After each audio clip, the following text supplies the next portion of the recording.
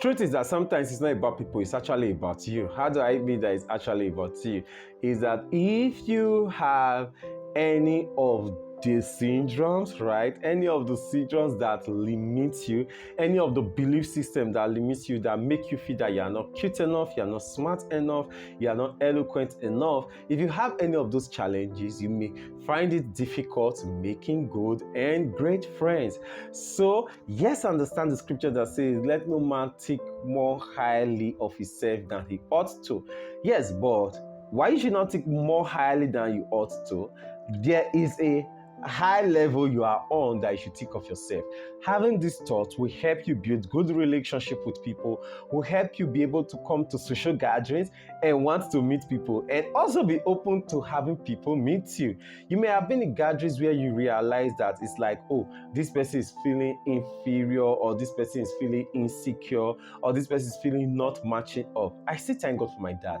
I was born and raised in the village. I grew up in a local community, but he tried to expose us with so many books, so many magazines, and also gave us cute names like my first name, Alright.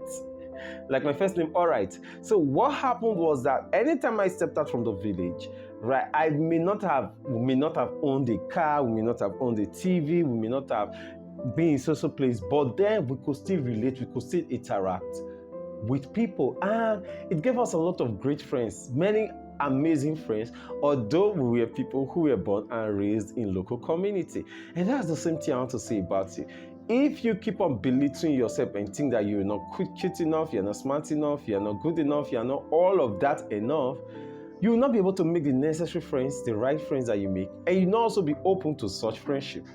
What should you do in that situation? Grow yourself. Now that you realize that you're not cute enough, what are you going to do to become more cute? I'm not saying go and start spending a lot of extra. You may want to look at your wardrobe and ask yourself, how do I combine the clothes that I have better? How do I ensure that I look better? How do I speak better? I used to go and listen to radio presenters and just try to mimic them. I used to look at the mirror and try to act like an actor. So how do I carry myself? Several years, I had to learn how to walk on a straight line and how to walk with my shoulder out, my head up, because I always I did not want people looking down on me, or felt that I was always looking down on them. So these days when I walk into a gathering, or I walk into a hall, or I'm walking on the road, I actually walk as though I was on a runway modeling. Right? So I had to develop all of that, and you can do that for yourself. It will build your confidence.